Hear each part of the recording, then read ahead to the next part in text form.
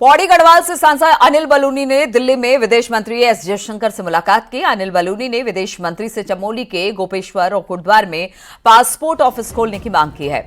वहीं बलूनी ने कहा कि वहां पासपोर्ट ऑफिस खुलने से लोगों को काफी सुविधा होगी।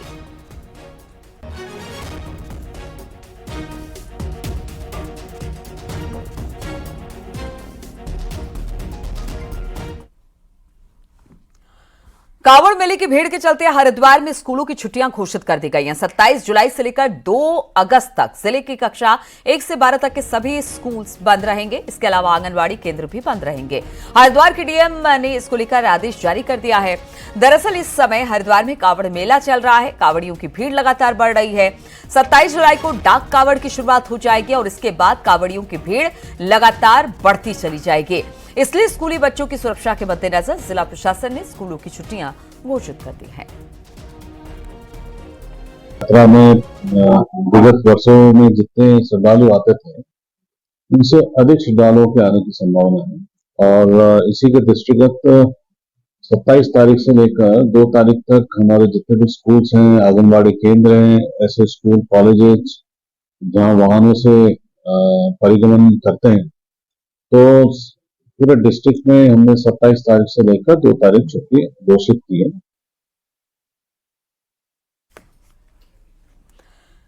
कांवड़ यात्रा अब धीरे धीरे अपने चरम पर पहुंच रही है। इसको लेकर पुलिस प्रशासन भी अलर्ट है।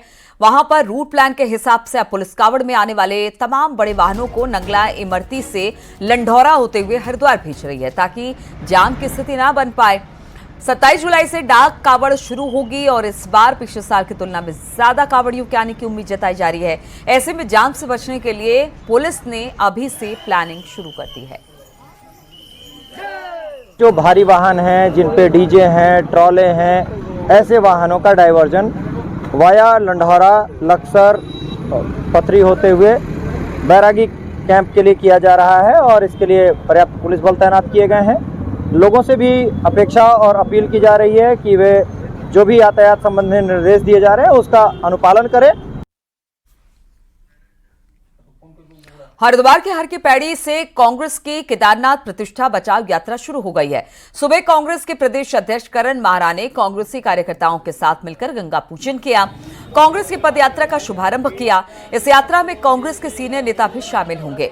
दिल्ली में बन रहे केदारनाथ के मंदिर और केदारनाथ धाम में सोना चोरी के विवाद को लेकर कांग्रेस यात्रा निकाल रही है।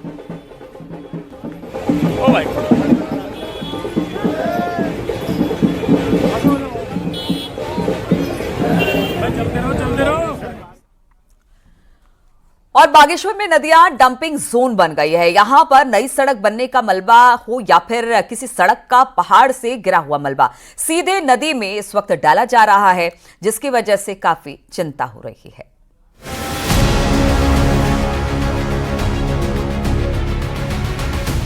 बागेश्वर में सड़क निर्माण ही मुसीबत का सबब बन रहा है। लोगों का आरोप है कि सड़क बनाने वाली एजेंसी सड़क कटिंग का मलबा डंपिंग जोन में न डालकर सीधे नदी में डाल रही है, जिसकी वजह से नदियों का पानी रुक रहा है और नई झील बन रही है।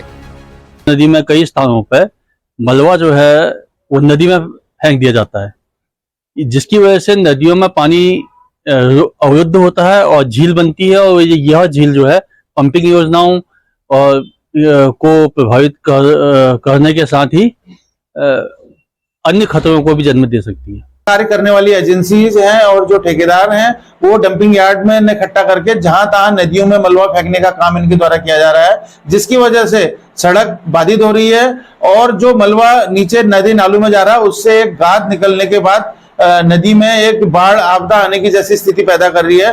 बागेश्वर में सड़क निर्माण का मलबा बेधड़क नदियों में डाला जा रहा है और पर्यावरण के साथ खिलवाड़ भी है। वहीं प्रशासन का कहना है कि अगर मलबा डंपिंग जोन के बदले नदियों में डाला जा रहा है तो उन पर कार्रवाई की जाएगी।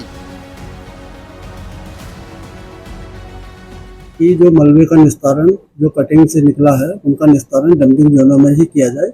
अगर इस तरह की कोई शिकायत प्राप्त होती है कि डंपिंग जोन से अन्यत्र ये लोग निस्तारित कर रहे हैं तो विभागों के खिलाफ कार्रवाई या कारण बताओ नोटिस इस कार्यालय स्तर से जारी किया जाता रहा है हमेशा। नदियों में मलबा डालने से झील बन रही है, जो कभी भी भारी मुसीबत का सबब बन सकती है। ऐसे में जरूरी है कि प्रशासन वक्त रहते इस पर ध्यान दे। बागेश्वर से सुष्मिता थापा की रिपोर्ट।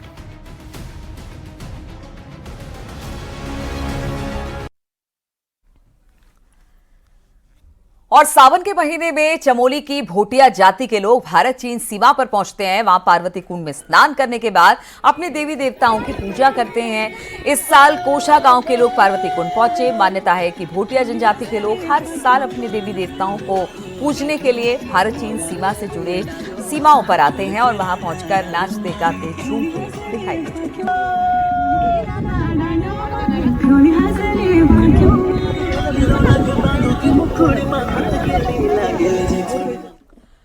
हरिद्वार और ऋषिकेश में गंगा घाटों में एसडीआरएफ की तैनाती की गई है। दरअसल गंगा का जस्तर लगातार बढ़ता चला जा रहा है। ऐसे में कांवड़ियों को लेकर पुलिस अलर्ट मोड पर है। एसडीआरएफ समेत जल पुलिस और पुलिस के जवान गंगा में नहा रहे हैं। कांवड़ियों पर निगाहें बनाए हुए हैं। हरिद्वार ऋषिकेश में कई लोगों की जान अब तक बचाई जा चुकी है। अभी तक कांवड़ यात्रा के दौरान एसडीआरएफ ने डूबने वाले 8 कांवड़ियों की जान हरिद्वार में बचाई है।